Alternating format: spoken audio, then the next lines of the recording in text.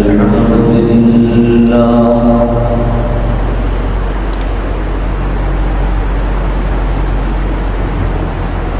الحمد لله وحده والصلاة والسلام على من لا نبي بعده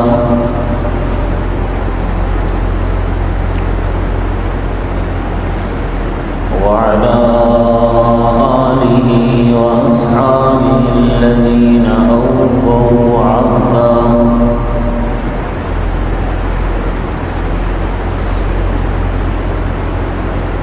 ونشهد أن لا إله إلا الله وحده لا شريك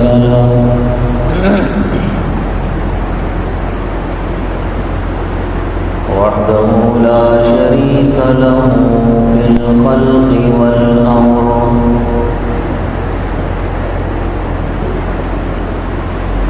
إرغاما لمن جحد به وكفر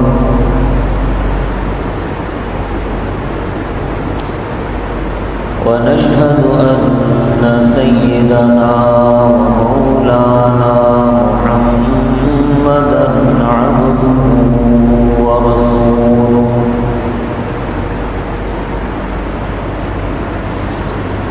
المبعوث إلى الأسود والأحمر لتكميل مكارم الأخلاق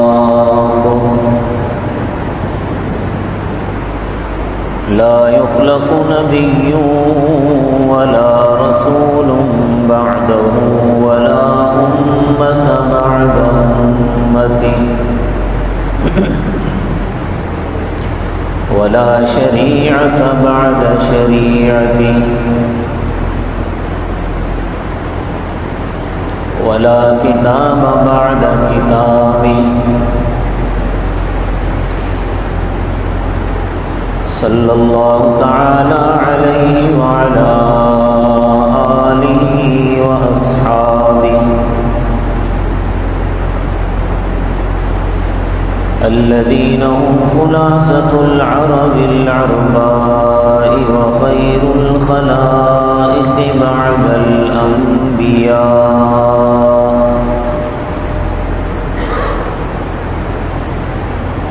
وهم كالنجوم في السماء للاهتداء والاقتداء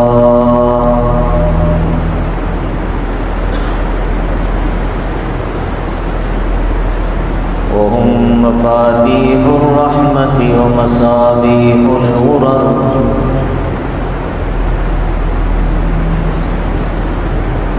أعوذ بالله من الشيطان الرجيم بسم الله الرحمن الرحيم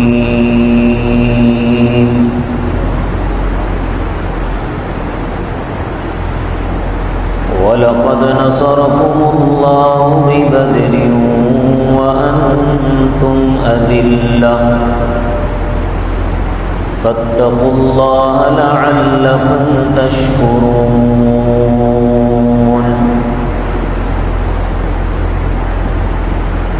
صدق الله العظيم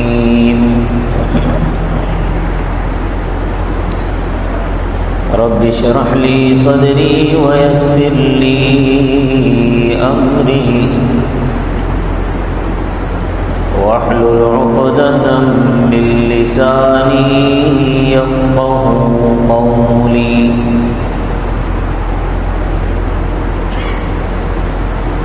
رب زدني علما رب زدني علما رب زدني علما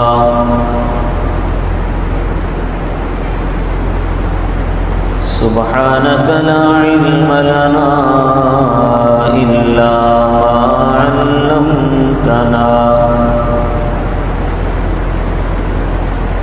إنك أنت العليم الحكيم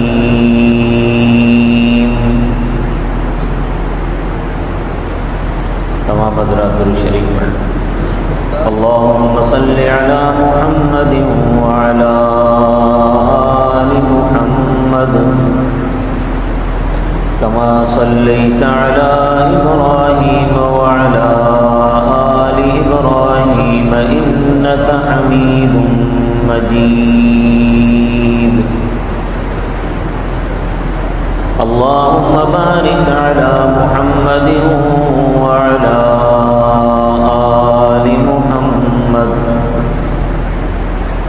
كما باركت على إبراهيم وعلى آل إبراهيم إنك حميد مجيد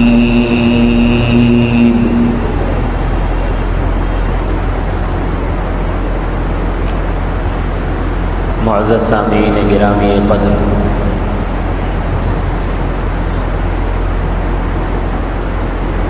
آج 14 اگست کا دن ہے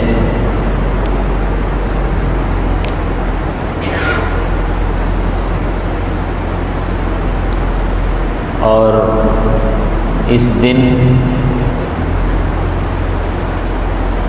بہت ہی عظیم الشان فیصلہ ہوا تھا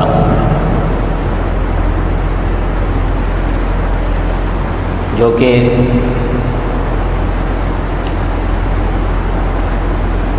پاکستان کی آزادی کا فیصلہ تھا۔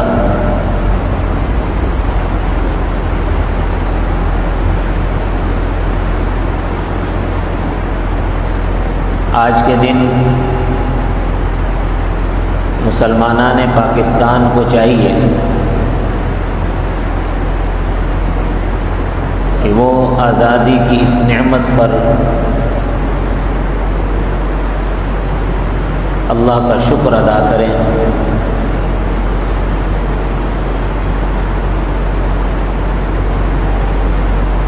چونکہ ہم مسلمان ہیں۔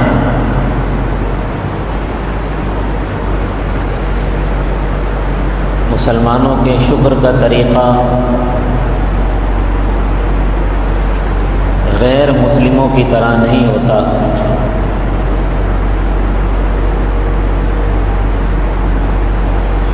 خوشی ملنے پر مسلمانوں کے جو شکر کا طریقہ ہے وہ نبی اکرم صلی اللہ علیہ وسلم کے عمل سے ثابت ہے۔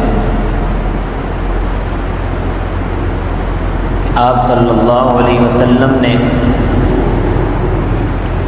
خوشی کے مواقع پر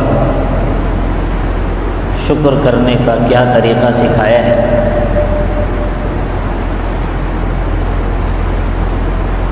ہمارے لیے نبی اکرم صلی اللہ علیہ وسلم کے طریقے ہی مشعل راہ ہے۔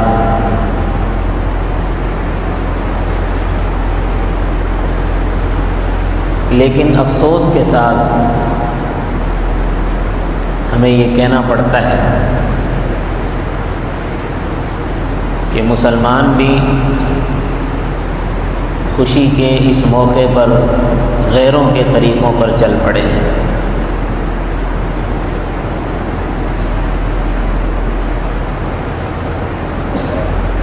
ہمارے جو مسلمانوں میں بڑے بوڑھے لوگ ہیں جن کی عمریں زیادہ ہیں، جنہوں نے پاکستان بنتے ہوئے دیکھا ہے، ان سے کبھی بیٹھ کر پوچھو نا کہ پاکستان بننے کے لیے، پاکستان بنانے کے لیے انہیں کیا قربانیاں دینی پڑی،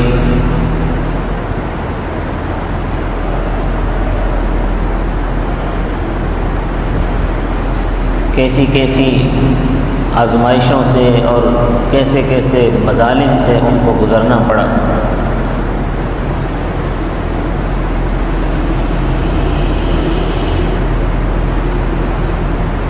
میرے ایک چچا ہیں، میرے والد صاحب کے کزن ہیں، انہوں نے پاکستان بنتے ہوئے دیکھا ہے۔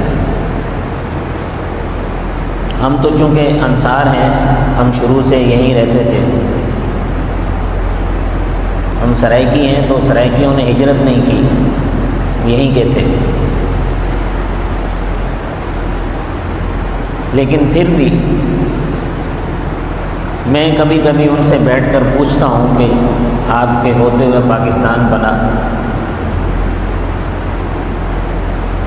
انہوں نے ایک بات کئی مرتبہ مجھے بتائی۔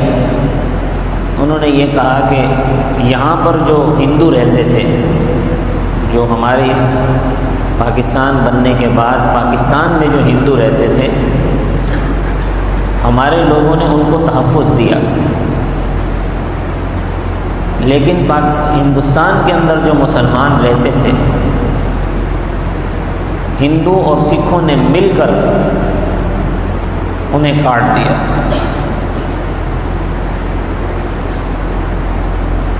10 لاکھ مسلمان شہید ہوئے اور تقریباً 80,000 عزتیں پامال ہوئی ہیں۔ جو مسلمان وہاں سے ہجرت کر کے یہاں آئے پاکستان، اکثریت ان میں سے کٹ گئے۔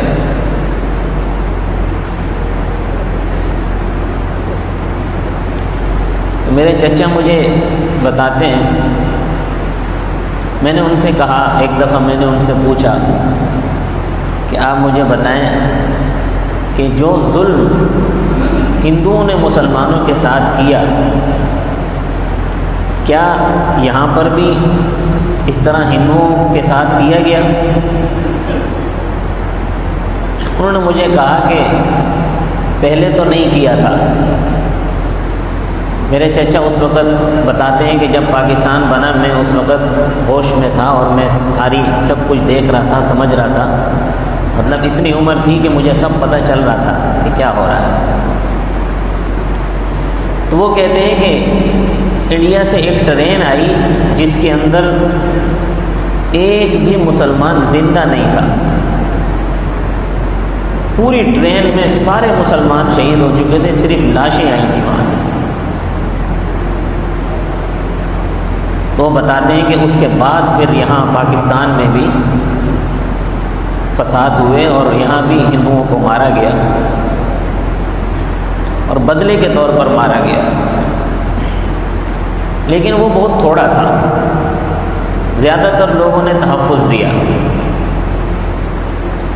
جو نوجوان مسلمان تھے، جذباتی مسلمان تھے، انہوں نے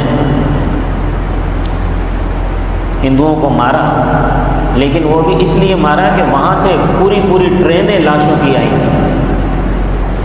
تو میرے چچا کہتے ہیں کہ جب پہلی ٹرین لاشوں کی آئی تو اس کے بعد یہاں کے مسلمان اپنے جذبات پر قابو نہیں رکھ سکے، انہوں نے پھر ہندوؤں کو بھی مارا۔ تو یہ جو 10 لاکھ مسلمان شہید ہو گئے، 80,000 سے زیادہ ہماری عزتیں، عصمتیں تاتار ہوئیں، وہ آخر انہوں نے یہ قدم کیوں اٹھایا تھا؟ کیوں انہوں نے اپنی جانیں قربان کر دی؟ آخر کیوں؟ کبھی پوچھا ہے بیٹھ کر کسی نے کیا وجہ تھی آخر؟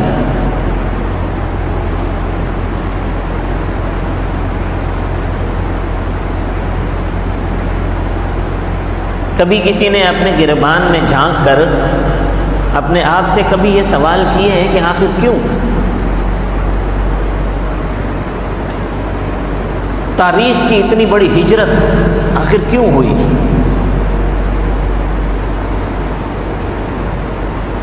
کیوں اتنے مسلمانوں نے قربانیاں دیں؟ کیوں ہماری مسلمان ماؤں نے اتنی قربانیاں دیں؟ ہماری بہنوں نے اتنی قربانیاں دیں؟ آج بھی ہندوستان کے دور دراز دیہاتوں میں اگر آپ جا کر تحقیقات کریں تو مسلمانوں کی بچیاں وہاں رہ رہی ہیں، ان مسلمانوں کی کہ جو ہجرت کر کے یہاں آئے تھے، وہ جبراً وہاں رہ رہی ہیں۔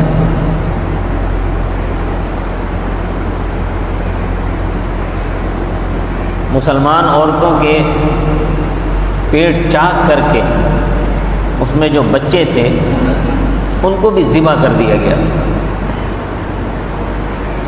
اتنی شفافیت کا مظاہرہ کیا گیا کہ تاریخ میں اس کی مثال نہیں ملتی۔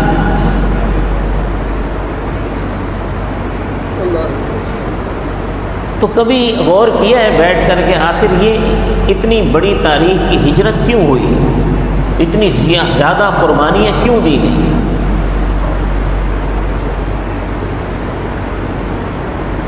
کبھی اپنے بڑوں سے بیٹھ کر پوچھا ہے کہ یہ ایسا کیوں ہوا ہے؟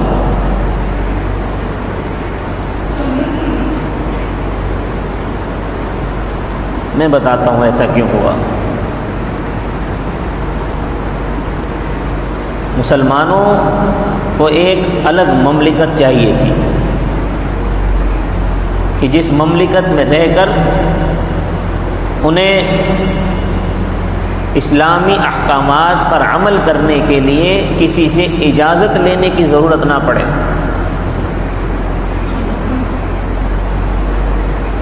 نماز پڑھنے کے لیے کسی سے اجازت کی ضرورت نہ ہو،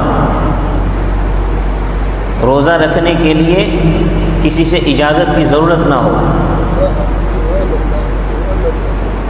حج کرنے کے لیے کسی سے اجازت کی ضرورت نہ ہو،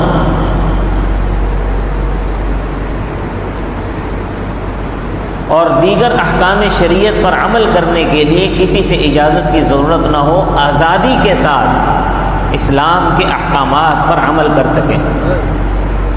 ایک مکمل اسلامی فلاحی ریاست کے لیے یہ اتنی قربانیاں دی گئیں۔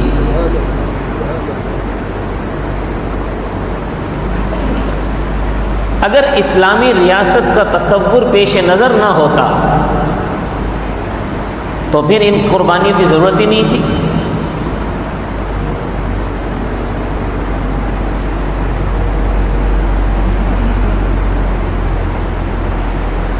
آج اس تصور کو مٹانے کی مکمل کوششیں جاری ہیں، پوری طرح سے زور لگایا جا رہا ہے کہ جو پاکستان بنانے کے لیے جو تصور پیش کیا گیا تھا اس تصور کو مٹا دیا جائے۔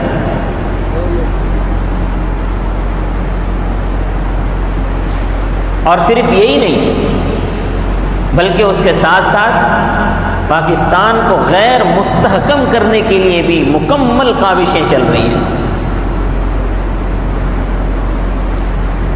اور پاکستان کو غیر مستحکم کرنے کے لیے سب سے پہلے جس طبقے کو نشانہ بنایا جا رہا ہے شد و مد کے ساتھ، وہ مذہبی طبقہ ہے۔ مذہبی طبقے کو سب سے زیادہ نشانہ بنایا جا رہا ہے۔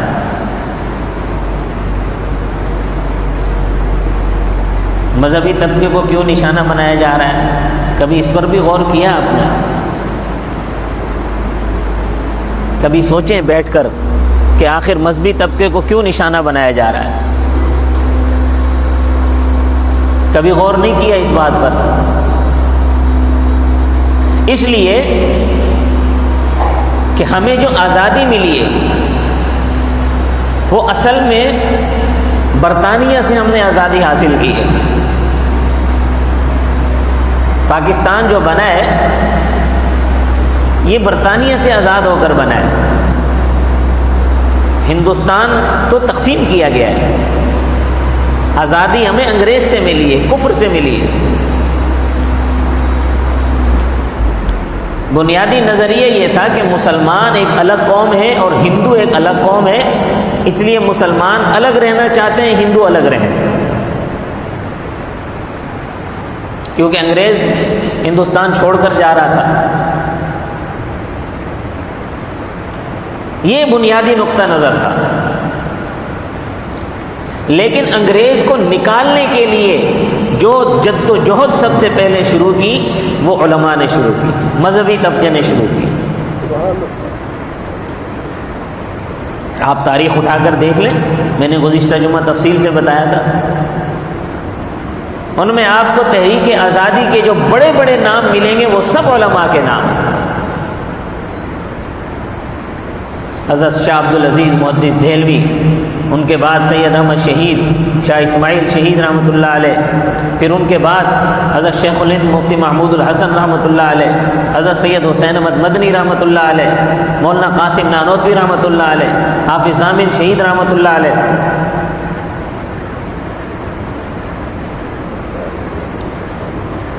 یہ سب تحریک آزادی کے لیڈر ہیں۔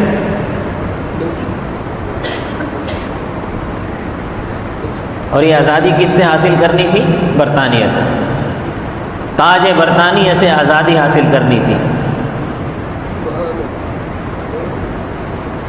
اب جب تاج برطانیہ سے آزادی ملنے لگی تو چونکہ برطانیہ نے جب ہندوستان پر قبضہ کیا تھا اس وقت حکومت مسلمانوں کی تھی ہندوستان پہ،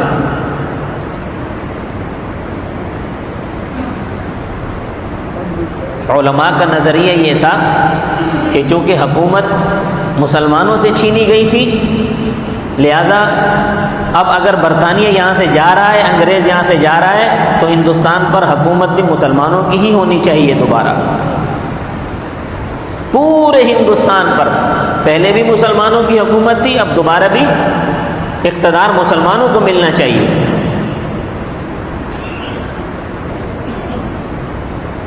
اور دوسرے جو علماء تھے جو پاکستان بنانے کے حامی تھے، ان کا نظریہ یہ تھا کہ نہیں، انگریز کبھی بھی مسلمانوں کو حکومت نہیں دے گا، وہ یہاں پر پھڈا ڈال کے جائے گا تاکہ یہ لڑتے رہیں اور ہم اپنے مفادات حاصل کرتے رہیں۔ تو ان کا نظریہ یہ تھا کہ مسلمانوں کو ایک الگ ملک چاہیے اور ہندوؤں کو ایک الگ ملک دے دیا جائے۔ یہ ایک گزشتہ جمعہ میں نے یہ پوری تفصیل سے بیان کر دیا تھا۔ تو اب چونکہ جو انگریز ہے یا جو اس کے پالتو ہیں وہ یہ سمجھتے ہیں کہ اگر اب بھی کہیں سے ہمارے خلاف آواز اٹھ سکتی ہے تو وہ مذہبی طبقہ ہے، یہ آواز اٹھائے گا ہمارے خلاف۔ اگر اب بھی پاکستان میں اسلامی نظام کو نافذ کرنے کے لیے کہیں سے آواز اٹھ سکتی ہے تو وہ مذہبی طبقے سے اٹھ سکتی ہے۔ اس لیے پاکستان بنانے کا جو تصور تھا، جو نظریہ تھا، اب اس کو مٹانے کی کوششیں کی جا رہی ہیں، اور اس کو مٹانے کی کوششیں یوں کی جا رہی ہیں کہ مذہبی طبقے کو بدنام کرنا شد و مت کے ساتھ شروع کر دیا گیا ہے۔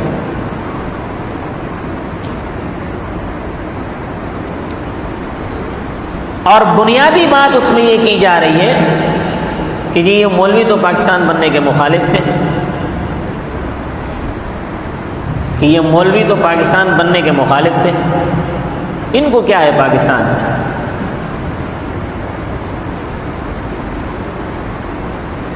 حالانکہ جب پاکستان بنا تو مغربی پاکستان میں سب سے پہلا جھنڈا جس نے لہرایا وہ دارالعلوم دیوبند کا پڑھا ہوا علامہ شبیر احمد عثمانی رحمۃ اللہ علیہ مولوی تھے۔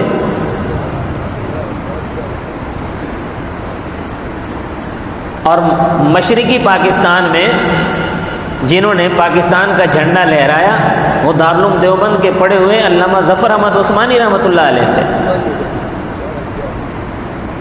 پاکستان بنانے کے لیے جو جد و جہد شروع ہوئی اس کے لیے سب سے پہلے فتویٰ جس نے جاری کیا وہ حکیم الامت حضرت مولانا اشرف علی تھانوی رحمۃ اللہ علیہ دارالعلوم دیوبند کے پڑھے ہوئے مولوی تھے۔ اور قائد اعظم رحمۃ اللہ علیہ نے اس بات کا اقرار کیا کہ اگر اشرف علی تھانوی رحمۃ اللہ علیہ کا فتویٰ نہ ہوتا تو ہماری جد و جہد کسی کام کی نہیں تھی، ہمارے ساتھ لوگ ہی نہ ہوتے۔ انہوں نے کہا کہ میں اس بات پر فخر کرتا ہوں کہ میرے ساتھ ہندوستان کی وہ ہستی ہے کہ سارے ہندوستان کا علم ایک پلڑے میں رکھ دیا جائے اور مولانا اشرف علی تھانوی کے علم کو ایک پلڑے میں رکھ دیا جائے تو ان کا پلڑا جھک جائے گا۔ یہ مولوی تھے، لیکن پھر بھی سیکولرز اور لبرل لوگوں کی طرف سے یہ پروپیگنڈا بڑی شد و مت کے ساتھ کیا جا رہا ہے کہ یہ مولوی تو پاکستان بننے کے مخالف تھے۔ ذوالفقار علی بھٹو کے دور میں جب 1973 میں آئین بنایا گیا، ایک متفقہ آئین جو اسلام کے بالکل نزدیک تھا، جس کے اندر ساری پاکستان کی پارٹیاں شامل تھیں، متفقہ طور پر وہ آئین بنایا گیا، لیکن آج تک اس آئین کو اس کی روح کے مطابق نافذ نہیں کیا گیا۔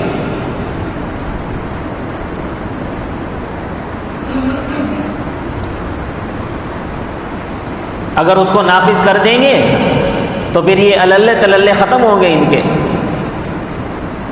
ان کی عیاشیاں ختم ہو جائیں گی۔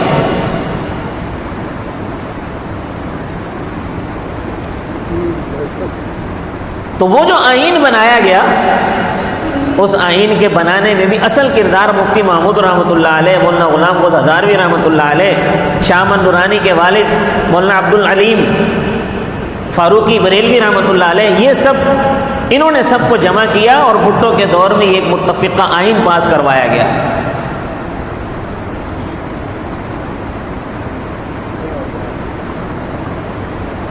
لیکن آج تک اس کو نافذ نہیں ہوتی۔ ہماری جدوجہد یہ ہے کہ اس آئین کو اس کی روح کے مطابق نافذ کیا جائے، اس پر عمل درآمد کیے جائیں۔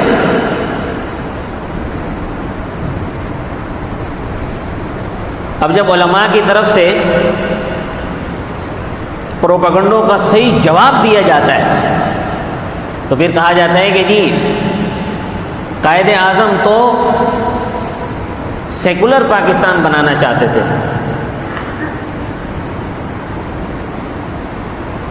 قائد اعظم تو سیکولر پاکستان بنانا چاہتے تھے، تو اگر قائد اعظم سیکولر پاکستان بنانا چاہتے تھے تو علامہ شبیر احمد عثمانی سے پاکستان کا جھنڈا کیوں لہروایا؟ سید ظفر احمد عثمانی سے کیوں لہروایا؟ اور یہ کیوں کہا کہ پاکستان کا آئین قرآن و سنت کے مطابق ہوگا؟ کہ جب اس کا بھی کوئی جواب نہیں بن پڑتا تو کہتے ہیں کہ جی ہمیں مولویوں والا پاکستان نہیں چاہیے، ہمیں علامہ اقبال والا پاکستان چاہیے۔ ہمیں کس کا والا پاکستان چاہیے؟ علامہ اقبال والا پاکستان چاہیے۔ تو علامہ اقبال والا پاکستان کون سا تھا؟ کبھی پڑھا ہے کسی نے؟ علامہ اقبال نے یہ کہا، دو باتیں علامہ اقبال نے کی۔ پہلی بات یہ کی کہ میں یہ چاہتا ہوں کہ جب پاکستان بنے تو اس پاکستان کے اندر قادیانیوں کو غیر مسلم قرار دیا جائے۔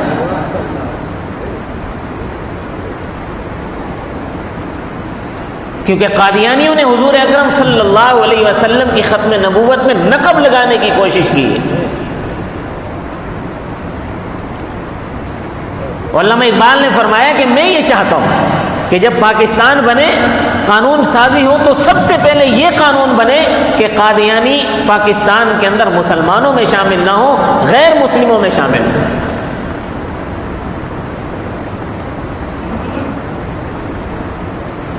چنانچہ علامہ اقبال کی یہی سوچ آگے بڑھتے بڑھتے آخرکار 295 بنا پاکستان کے اندر، اور قادیانیوں کو غیر مسلم قرار دے دیا گیا۔ قادیانی کو غیر مسلم قرار مولویوں نے دیا۔ کس نے دیا؟ پارلیمنٹ نے غیر مسلم قرار دیا تھا، مولویوں نے تھوڑی دیا غیر مسلم قرار۔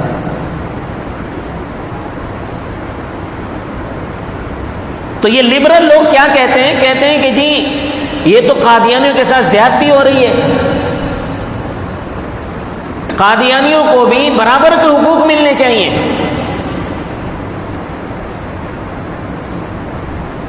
ہمارے بہت سارے نوجوان ان کے اس پروپیگنڈے میں دھوکے میں مبتلا ہو جاتے ہیں۔ دیکھیں، قادیانی پاکستان کے آئین کو تسلیم نہیں کرتا۔ پاکستان کے آئین کو تسلیم کر لے تو جو اقلیتوں کے جو حقوق ہیں ان کو بھی ملیں گے۔ آئین کو تسلیم کریں، کہتے ہیں نہیں، آئین کو بھی تسلیم نہیں کرنا، حقوق بھی ہمیں برابر کے چاہیے۔ وہ ایک مرتبہ شیطان نے موسیٰ علیہ السلام سے کہا کہ میں توبہ کرنا چاہتا ہوں، آپ ایسا کریں، اللہ سے میری سفارش کر دیں کہ ابھی میری توبہ قبول کر لیں، میں توبہ کرنا چاہتا ہوں۔ حضرت موسیٰ علیہ السلام نے کہا تو اچھی بات ہے، شیطان کو خیال آ گیا ہے کہ میں نے توبہ کرنی ہے، ابلیس کو خیال آ گیا۔ حضرت موسیٰ علیہ السلام نے اللہ تبارک و تعالیٰ کے سامنے جب ملاقات ہوئی، حضرت موسیٰ علیہ السلام بات کیا کرتے تھے اللہ سے، اسی لیے کلیم اللہ کہلاتے تھے۔ حضرت موسیٰ علیہ السلام نے کہا کہ اللہ شیطان کہتا ہے میں توبہ کرنا چاہتا ہوں، تو اللہ رب العزت نے فرمایا ہاں اس کی توبہ قبول ہو سکتی ہے، اس کو جاؤ اس کو کہو آدم علیہ السلام کی قبر کو سجدہ کر لے، میں توبہ قبول کر لوں گا۔ حضرت موسیٰ علیہ السلام نے ابلیس سے آ کر کہا کہ بھائی تمہاری توبہ قبول ہو سکتی ہے، تمہارے لیے بڑی خوشخبری ہے، خوشخبری یہ ہے کہ جاؤ آدم علیہ السلام کی قبر کو سجدہ کر لو، تمہاری توبہ قبول ہو جائے گی۔ کہنے لگا لو میں نے زندہ آدم کو سجدہ نہیں کیا تھا، ابھی میں قبر پہ جا کے سجدہ کروں، میں ایسے ہی ٹھیک ہوں۔ تو یہ قادیانیوں کا بھی یہی نظریہ ہے، یہ بھی ابلیس ہے نا، کہتے جی ہم آئین کو نہیں مانیں گے لیکن ہمیں حقوق سارے ملنے چاہیے، یعنی ہماری توبہ قبول ہونی چاہیے۔ تو علامہ اقبال کا نظریہ تو یہ تھا۔ دوسری بات علامہ اقبال نے یہ کی ہے، حضرت علامہ اقبال اسپین کا دورہ کرنے گئے، تو جب اسپین کے دورے سے واپس آئے تو کہنے لگے کہ میں اسپین کے اندر دیکھ کر، اسپین کے اندر مسلمانوں کی حکومت 200 سال رہی ہے، 200 سال نہیں 1000 سال، معذرت چاہتا ہوں 1000 سال اسپین میں مسلمانوں کی حکومت رہی ہے۔ غرناطہ کی جو سب سے بڑی جامع مسجد ہے وہ دنیا کی تیسری بڑی جامع مسجد ہے، لیکن آج اس مسجد کو، آدھی مسجد کو کنیسہ بنا دیا گیا اور آدھی مسجد مسلمانوں کے لیے کھلی ہوئی ہے۔ مفتی تقی عثمانی صاحب مدظ اللہ العالی جب اسپین کا دورہ کرنے گئے، انہوں نے فرمایا کہ میں نے وہ دنیا کی جو تیسری بڑی مسجد ہے وہ میں نے جب جا کر دیکھی تو مجھے رونا آ گیا کہ یہ وہ جگہ ہے جہاں پر 1000 سال تک مسلمانوں نے حکومت کی ہے، لیکن آج وہاں مسلمان کا نام بھی کوئی نہیں جانتا۔ وجہ کیا بنی؟ علماء کے خلاف پروپیگنڈا، مذہبی طبقے کے خلاف پروپیگنڈا، مشینریاں باقاعدہ استعمال کی گئیں مذہبی طبقے کے خلاف پروپیگنڈے کی۔ نتیجہ کیا نکلا؟ آج وہاں مسلمانوں کا نام تک کوئی نہیں جانتا۔ تو مفتی تقی عثمانی صاحب نے لکھا ہے کہ جب نماز کا وقت ہوا تو میں نے اپنے میزبان سے کہا کہ میں تو اسی مسجد میں نماز پڑھوں گا جہاں ہمارے مسلمانوں کے بڑے بڑے بادشاہ اور بڑے بڑے محدثین فقہا نمازیں پڑھتے رہیں۔ فرماتے ہیں کہ میں جب وہاں نماز پڑھنے کے لیے گیا ہوں تو میں، میرا میزبان اور تیسرا مؤذن، ہم تین کے علاوہ اور کوئی نہیں تھا نماز پڑھنے والا۔ اتنی بڑی مسجد اور نماز پڑھنے والے تین، وہ بھی مسافر۔ تو علامہ اقبال نے کہا کہ میں اسپین دیکھ کر آیا ہوں، علامہ اقبال نے کہا کہ میں ہاتھ جوڑ کر تمہیں کہتا ہوں کہ یہ دینی ادارے، یہ مساجد، یہ مدارس جس طرح چل رہے ہیں ان کو چلنے دیا جائے، ورنہ تمہارا حال بھی اسپین والا ہوگا۔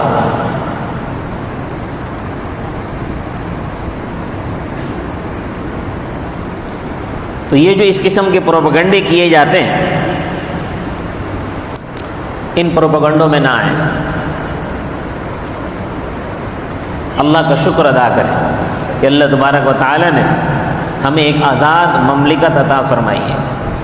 اور شکر کرنے کا طریقہ یہ ہے کہ ایک سپارہ تلاوت کریں، پاکستان کے حق میں اللہ سے دعا مانگیں کہ اللہ اس مملکت کو حقیقی معنوں میں اسلام نصیب فرما، جس کے لیے قربانیاں دی گئیں، جس کے لیے ہزاروں لوگ شہید ہو گئے۔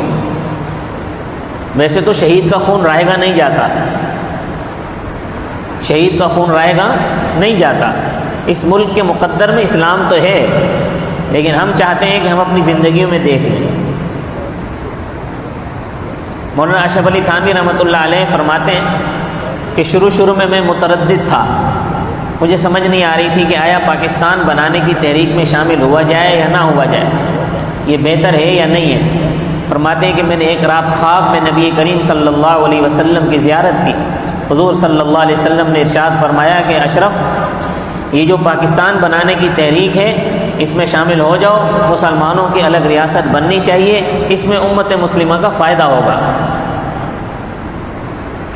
تو فائدہ تو ہے، ہمیں نظر آ رہا ہے کہ الحمدللہ پوری اسلامی دنیا میں صرف ایک پاکستان ایٹمی ملک ہے، کسی کافر کو جرت نہیں ہوتی کہ وہ پاکستان کی طرف میلی نظر اٹھا کر دیکھ سکے۔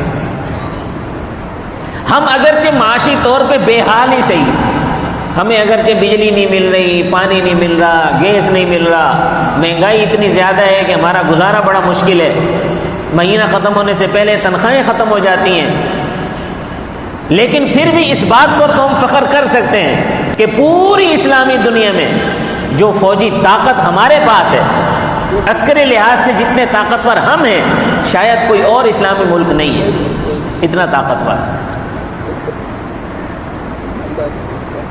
وہ جو ہمارے مسائل ہیں وہ اپنی جگہ پر موجود ہیں،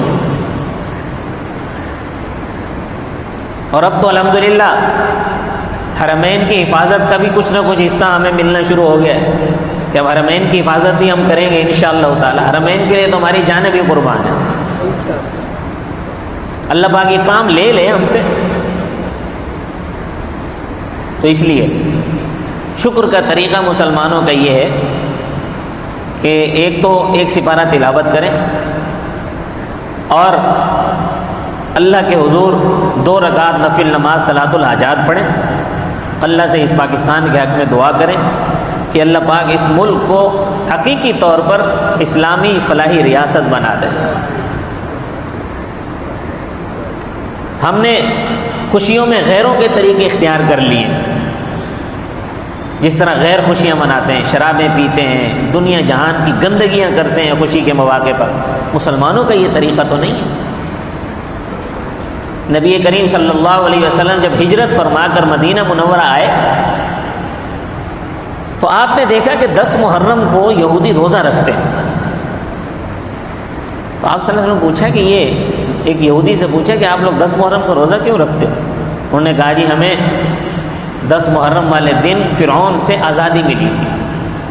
کس سے آزادی ملی تھی؟ فرعون سے آزادی ملی تھی، اس کے شکرانے کے طور پر ہم 10 محرم کا روزہ رکھتے ہیں۔ تو حضور صلی اللہ علیہ وسلم نے فرمایا کہ حضرت موسیٰ علیہ السلام تو میرے بھائی تھے، اس کی خوشی ہمیں زیادہ ہونی چاہیے، ہم لہذا 2 روزے رکھیں گے۔ یہ مسلمانوں کی خوشی کا طریقہ ہے۔ قرآن کریم میں اللہ پاک نے فرمایا وَلَقَدْ نَصَرَكُمُ اللَّهُ بِبَدْرٍ وَأَنْتُمْ أَذِلَّةٌ، کہ بدر میں تم کمزور تھے، اللہ نے تمہاری مدد کی، لہذا اللہ نے تمہاری مدد کی، تمہیں فتح عطا فرمائی۔ تم شکر کس طرح ادا کرو؟ فاتقوا اللہ، فاتقوا اللہ، اللہ کا خوف دل میں پیدا کرو، اللہ سے ڈرو، لعلکم تشکرون، تاکہ تم شکر کرنے والے بن جاؤ۔ تو جب اللہ کا ڈر دل میں پیدا ہوگا تو شکر ادا ہوگا، اگر اللہ کا ڈر ہی نہیں ہے تو شکر کیسے ادا ہوگا؟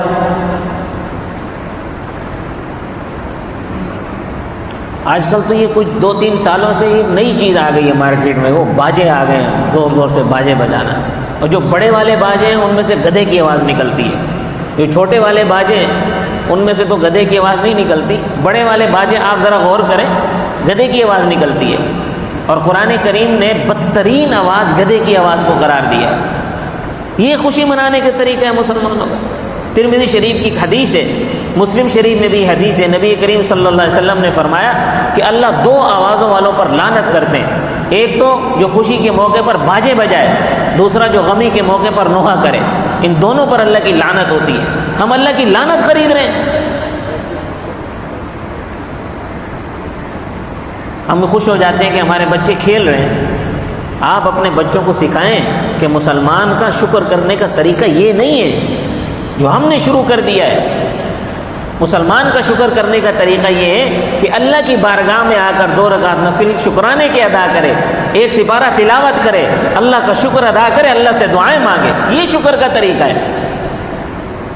اور باجے بجانے کی ممانعت ہے، نبی کریم صلی اللہ علیہ وسلم منع فرمایا، آپ صلی اللہ علیہ وسلم فرمایا کہ اللہ کی لعنت ہے اس پر جو خوشی کے موقع پر باجے بجائے۔ لہٰذا ان رسومات سے، ان چیزوں سے بچیں، اب خود بھی بچیں، اپنے بچوں کو بھی بچائیں۔ اللہ تبارک و تعالی مجھے اور آپ کو عمل کی توفیق عطا فرمائے۔ وما علینا الا البلاغ المبین۔